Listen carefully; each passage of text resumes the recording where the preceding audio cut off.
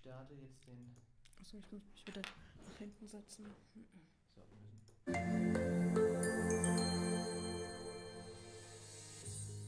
We at Convenus are the leading specialist in international assignments and are the only global mobility provider in Switzerland with a comprehensive range of services. We advise and assist our domestic and international clients from all industries and regions, both in and outbound, in Switzerland and via the Convenus Global Network, CGN, worldwide. You can also be part of it. In the last 20 years, we have advised more than 1,000 companies. Half of all companies are listed on the SMI, or listed at the DAX and Fortune Global 500 companies. Independence, objectivity, and confidentiality. For us, these form the basic pillars for a long-term cooperative partnership. It is only by knowing and understanding your specific needs in their entirety that it becomes possible to provide you with the best possible advice. Our experts at Convenus work closely together in the true sense of the word team. You can benefit always from a single point of contact. Our in-house specialists in all areas of global mobility are going the extra mile for all our clients and being a real sparring partner for them. We strive for the highest level of quality. The comprehensive know-how of our employees provides Convenus with a decisive competitive edge. You benefit from our long-standing experience and pragmatic, solution-orientated approach. It is important for us to work closely with you in a collaborative fashion, but not without neglecting to enjoy and take pleasure in our work. We proactively develop individual, creative, and forward-thinking solutions, and always help you to remain several steps ahead. We're getting to the defined finish line together. In this regard, there is one decisive goal for us. We want to impress you with our services. Global mobility is our core competence and daily business.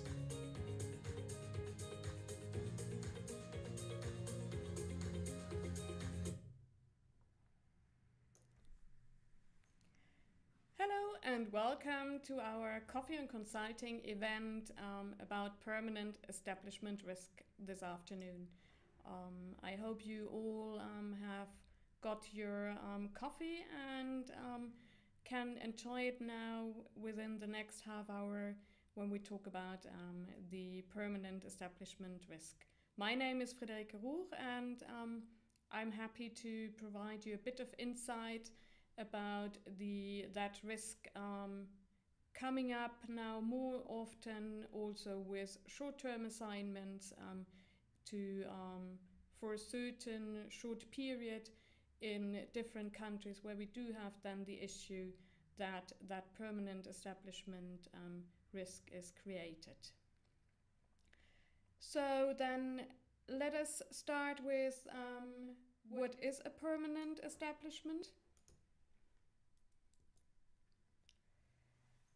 Usually when we talk about permanent establishment, then it is a stationary local facility.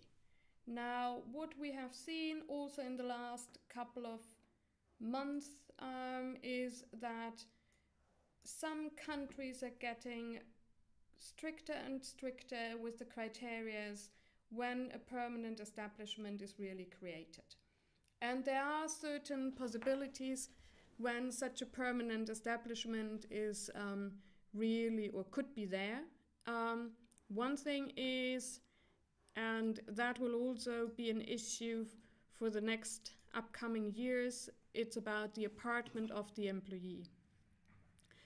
What is meant with that? That's some is basically related to all these cross-border workers or remote working employees, where countries see that if an employee is working at home now, that they do fulfill their task and duties for a company, and if the company is not situated in the same country, that may create a permanent establishment.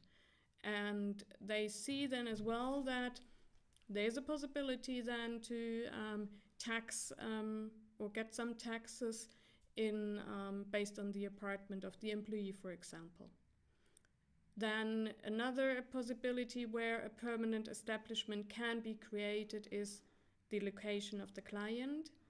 It is where an employee is maybe working for a short period of time or also a longer period of time.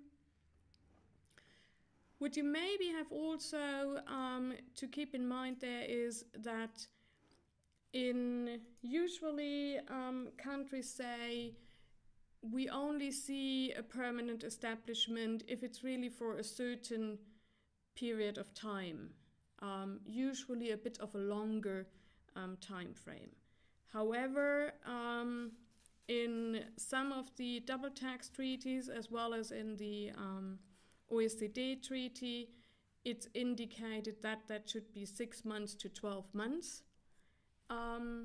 But what we also have realized and seen is that with some countries, they even see a permanent establishment already for a much shorter period. So that is something you really have to look at in each of the countries you are, what the time frames or the conditions are. A permanent establishment can also be a construction site or assembly site, a factory. It can be created through you sending people to another company group, affiliated company or subsidiary. Could be also working for a client, and what definitely also is with a representative in a different country that you can create with that a permanent establishment. These, I would say, are the most common ones. Now, seeing that if we create a permanent establishment in one country, now what is the big risk, or what are the consequences out of it? And why do we necessarily want to actually try to avoid it? The main part is that in principle, if you do have or create a permanent establishment in a country, then you create as well a tax liability for your company. And usually you don't want to create a tax liability on a company level in a different environment. With the tax liability and the permanent establishment, I also then have some bookkeeping duties. I may have the issue of double taxation between two countries, which definitely is not something in favor of any company. Then with creating a permanent establishment, then also that is linked then if I do have employees working in that country, that there's an obligation for maybe tax at source requirements or withholding tax requirements, social security contributions I may have to pay in that country. So there are on an employee level a couple of things I also need to look at. There might be as well some VAT implications, and what also might be an issue is that I will have to look at for how long actually people have worked in that country, and depending then on the number of years, I do have to look at what kind of liability I do have and what kind of sanctions might occur either legally or financially. We had a case where in China the company had set up a new facility, and they sent in 2017 22 people to China to set up that facility and do everything. Then they were basically more or less finished in 2018. Only a couple of people still went back and forth between Switzerland and China. And then in 2019, again, about 10 to 15 people went to China. Only in 2019, actually, because the employees who were sent to China had been really more or less for the whole year in China. Only then the Chinese authority, as well as the client himself, realized, there might be an issue also for the past. And then when we looked at the couple of years before, then we've seen, okay, in 2017 had been people there, in 18 had been people there. So in 19, in the end, it was the realization that yes, there is a permanent establishment, but we also had to go backwards and actually declare the salaries and everything and the income of those peoples in 17 and 18. In the end, a fine was imposed, as well as that we had the obligation to really, for the upcoming then 5 years, to proactively provide the authority with the information who was actually traveling to China, to that site, company site, and to show everything up front. So there are then some consequences you, whenever possible, like to avoid.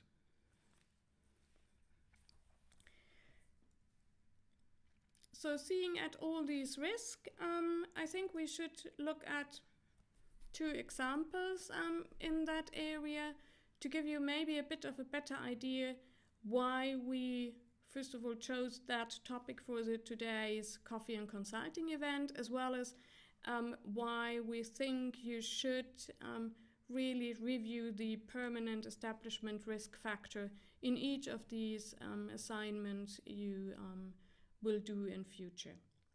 Now, Reto Meyer is employed at Schoko AG in Zurich as head of business development. Schoko AG had purchased a new company in Vienna in Austria, and this company would now have to be integrated in the Schoko group. Mr. Meyer will be sent to Vienna for 3 months.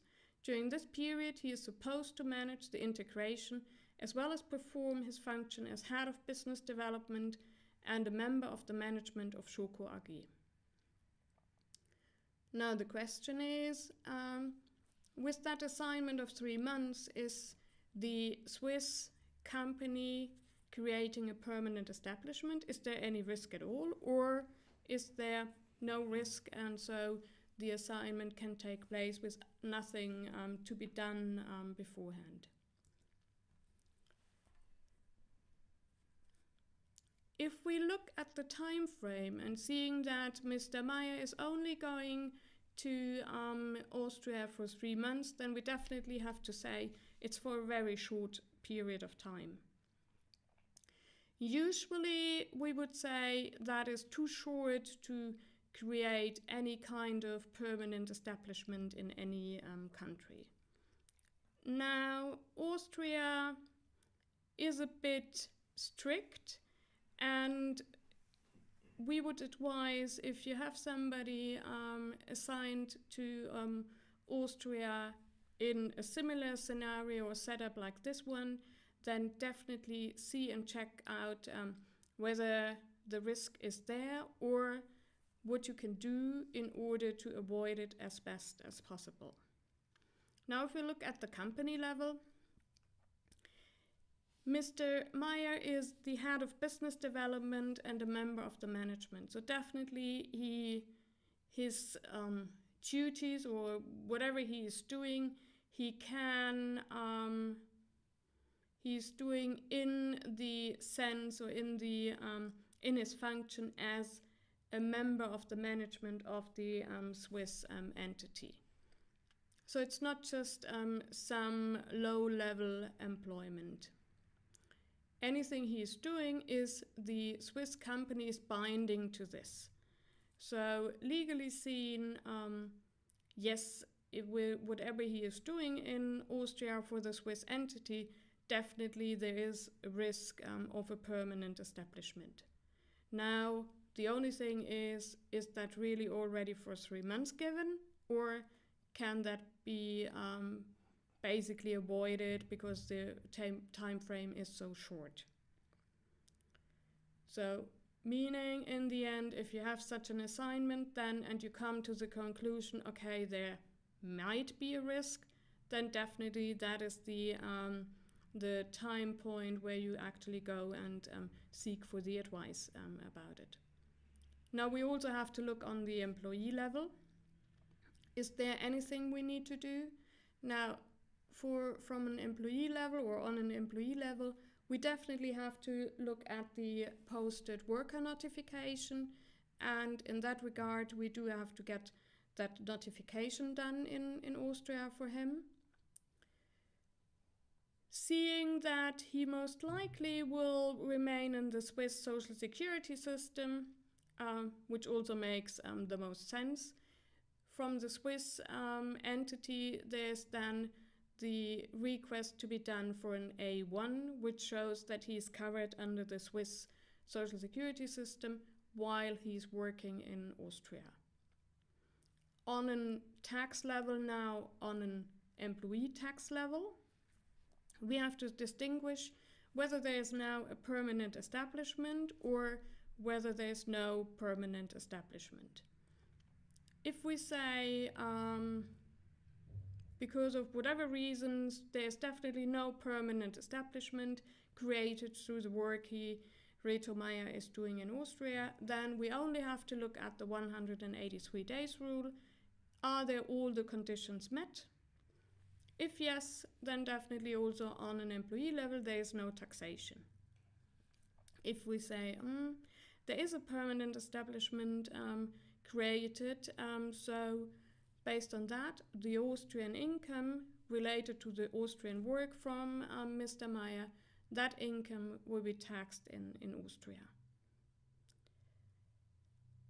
Now, in situations like this, we usually try to see the worst case scenario. Worst case scenario is definitely we do have a taxation issue on a company level as well as a taxation issue on an employee level. So what we see in the end will be that whether we can avoid one or the other, or what is maybe the better option of both scenarios. And one thing is definitely that we would like to try to avoid as best as possible to create such a permanent establishment in Austria. And due to that, there is one possibility that we see that the duties Mr. Meyer would do as a member of the management or head of business development, that we see that he can avoid that as best as possible. So maybe those duties he's not doing anything like this while he is for those 3 months in Austria. As well as one possibility is to see that the cost will be charged from the Swiss entity to the Austrian entity. So that we in the end have only the taxation on an employee level instead of having a permanent establishment on top of it. So there are some points or some matters you can do in order to try to avoid it. Let us look at the second sample from us. Another employee of the Schoko AG, here it is Peter Seiler, who is a head of sales, and he is employed in Switzerland in Zurich. He is Swiss, married, and lives in Zurich. His grandparents live in France, and he would like to work out of France for 6 months due to the age of his grandparents. Since Schoko AG wants to expand to France, they agree to the assignment and say, oh, that's actually a great idea. We use that time. If you go there, then maybe you can see to get some of major customers in France, and if possible also try that they can sign the contracts. This is actually a real sample which we had just recently. Now the question is there a permanent establishment risk in France for this?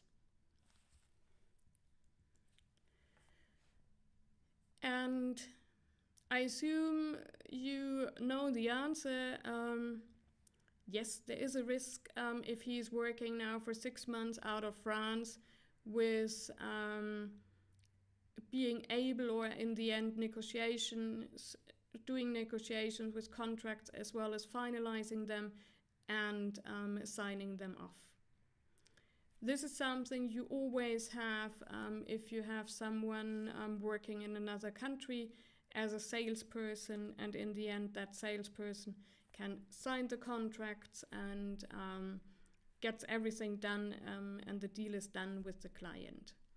So usually what you most likely already are doing is that you say, okay, employee, you can negotiate the contract and all the conditions and everything in there. However, the finalizations or the signing off of the contract has always to come back, or has always to be done by us, meaning by the Swiss entity.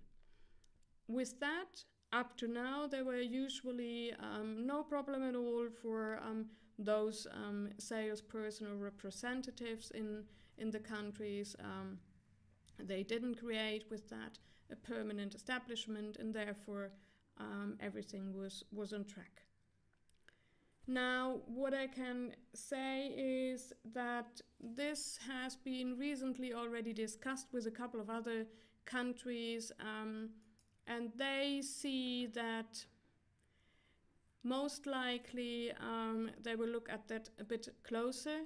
One country already said that if the employee can make the negotiations with the client in a form like the conditions they agree on are final and kind of sealed, and the signature on the contract is just a matter of formality, then basically already with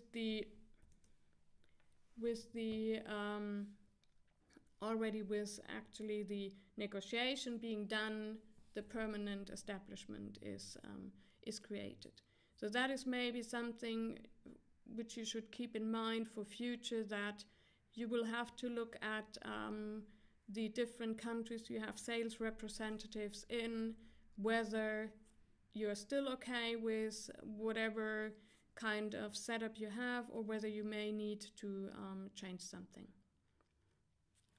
On an employee level, there is the need of a work permit, either the posted worker notification, or you will ask for a short-term permit. From a social security point, the individual can remain in the Swiss system, and you just have to request the A1 for it. From a tax point of view, again, same as with the sample before. In case there's no permanent establishment, then we just have to check on the 183 days rule. Now, maybe one thing to that is the 183 days are the days somebody is really present in a country. These are not working days only. So in case he thinks, okay, he maybe was already beginning of the year in France, or might think, okay, I will come back during Christmas period, then those days will be counted all together. And in the end, if in 1 year somebody had been more than those 183 days in France, then the taxation will take place for those days he had maybe spent earlier in the year or later in the year. Please keep in mind that the 183 days calculation, you need to check in each double tax treaty how it is counted, whether it's in a 12-month period or in a calendar year or tax year. Now, in case there is a permanent establishment created with him, then yes, there is the taxation in France on the income which is related to that 6 months assignment. We already spoke about that one of the possibilities to try to finalize or try to avoid the permanent establishment is that the signing off and finalization of the contracts will not take place in France and will not take place through Mr. Seiler, but the negotiated contract or conditions will be sent back to the Schoko AG in Zurich, and then they will actually finalize the contracts and send them out to the clients. And then on an employee level, if we try to have him less than 183 days staying in France, then we also do not have any tax issue on an employee level in France. Keeping in mind that the payment of the taxes in 1 year on an employee level is not the best thing ever, and usually the taxation in other countries is higher than in Switzerland. You may think, okay, good, we just pay the taxes and then it's good. Unfortunately, it's not just done with that. Then again, there's then the whole matter of tax equalization you have to think about and how you would like to set up that. And that is then from an administrative point of view quite a big thing.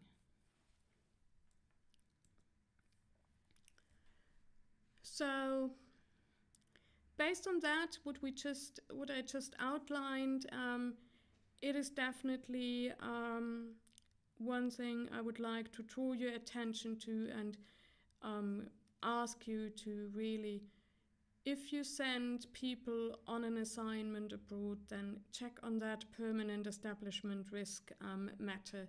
That is something which is more and more often will be an issue or will be something you really have to look at. What you need to do in this regard is really look at the service agreements as well in place, the contracts, the arrangements, to see in the end really to look at the facts and then make an evaluation whether there is any risk at all or whether you think, okay, good, it's fine, we don't have any risk.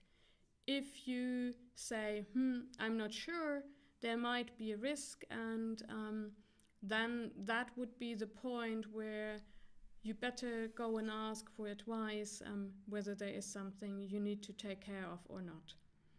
As well with that, you can then look at whether there is any kind of avoidance strategy you can use, or whether there is something in place or something you can do in order to avoid it. Check also then on the taxation of the salary of the employee on the permanent establishment in that country on an individual tax level, as well as see whether there are any withholding requirements as well out of the permanent establishment in regard of payroll tax or source tax, as well as the social security we raised earlier. If there is a taxation then in the country where the permanent establishment is, then you also need to look at tax equalization methods you would like to impose on the assignment. Usually with the permanent establishment creation, you will also have to look at how you can best set up the whole matter, so to avoid any kind of double taxation or to avoid any unnecessary administrative aspects. And then check as well on any VAT aspects you have to look at, or VAT is imposed on, to try to avoid that as best as possible. Or if you say, okay, good, maybe the best way forward is to create a permanent establishment and then just set up everything properly. Also, which each case you may review now in future, look also what has happened in the past. Had there already been people there, and maybe then it's also something you say, okay, we go We just don't wait and see until the tax authorities are coming to us. We rather would like to be in the driving seat and say we actually declare the permanent establishment with whatever assignment you take. Maybe that is in the end as well the better approach than just to wait and see. But here again, please keep in mind, it depends on the country you assign someone to, because each of the countries have a different approach. And it's also, we see there are lots of countries changing their way how they look at the permanent establishment matter.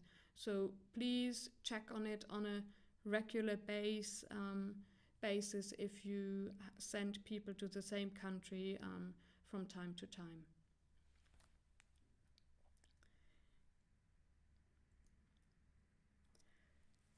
So now we would have time for all of your questions.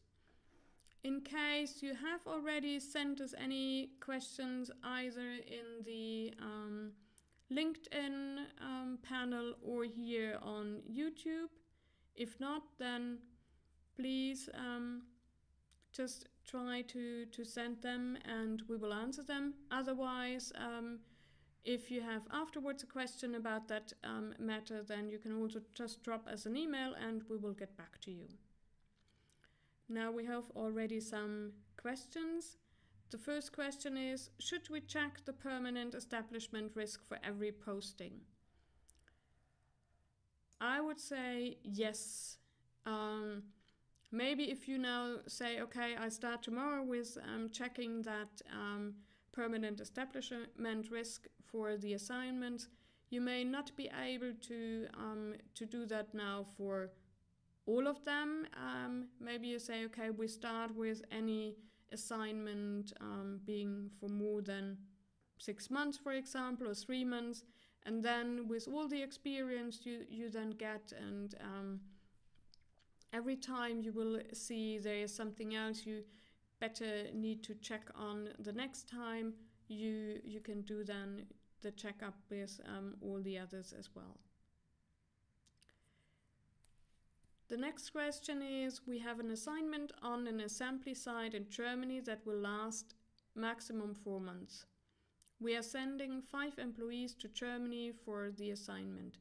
Does this mean we have a permanent establishment in Germany? It might be. I cannot tell you, yes, you will have a permanent establishment, but also not you won't have one. It depends a bit then on the situation.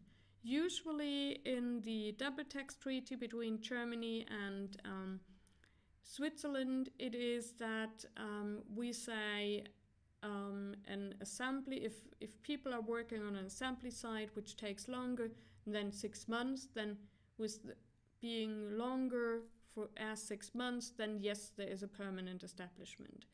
Anything below 6 months, usually not. However, we also have seen that the authorities looking as well as the number of people you send to a site, as well as on in the end, the turnover they see. So it depends a bit on what it is. Our advice would definitely to be check on it, check whether those 4 months is something which is still okay from a German perspective. If yes, then you can definitely go ahead and don't need to do anything else. Otherwise, if the advice will be okay, looking at all the aspects and the effective facts, might be better to have it actually even shortened, then maybe that is the solution. The next question is, we have a sales employee in Switzerland who lives and works in France. Does this mean that we have a permanent establishment in France? At the moment, I still would say yes, you will have one if he is also allowed to sign any contracts. If he is not allowed to sign any contracts and is really only negotiating, the conditions of a contract and the provisions in there, then I would say no, there's no permanent establishment risk. However, with France is one of the countries where you definitely have to look at this a bit closer, whether, what I said before, the negotiation of the conditions of a contract is already viewed as basically kind of like the contract has been signed and sealed, or whether they still say, okay, good, that is not the final step. The final step is really once the contract has been then signed off from the Swiss company, and only then that is really that part whether a permanent establishment is created or not.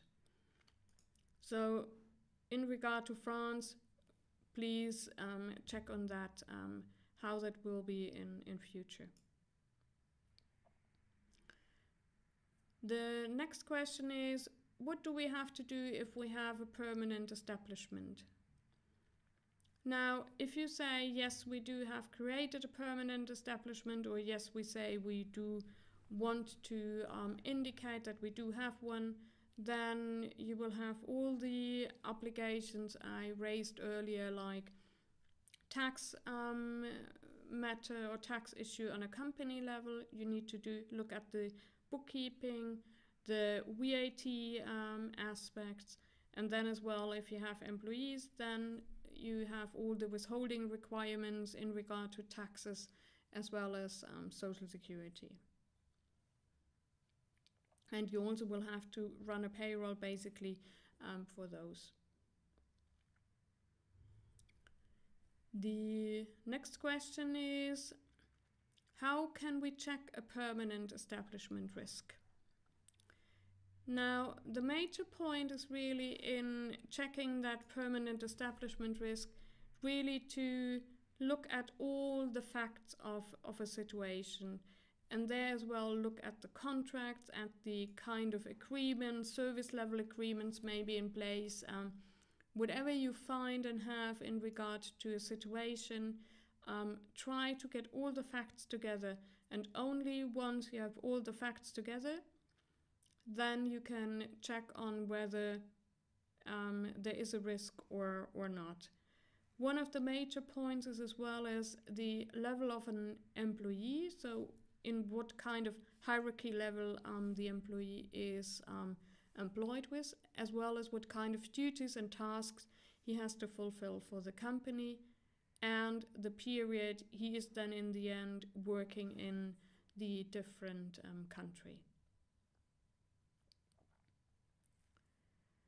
I hope I have answered all the questions for you. There are no further questions. So, as said, if you do have later on a question, then just drop us an email and we're happy to answer that. The next 2 minutes I just would like to use for what you can expect from us in the upcoming weeks. Now, on the 12th of October, we do have a webinar about the end of an assignment and the repatriation of expats, as well as then on the 26th of October, it is about the challenges of a tax equalization, which I just raised earlier. That's the matter when you send an employee abroad, you have to look at the tax equalization as well. We would be happy and delighted if you attend one of our next events as well, and we will meet you there. And this is then also where I just come to the end and wish you a great week ahead, and I would be delighted to see you soon. Have a great day.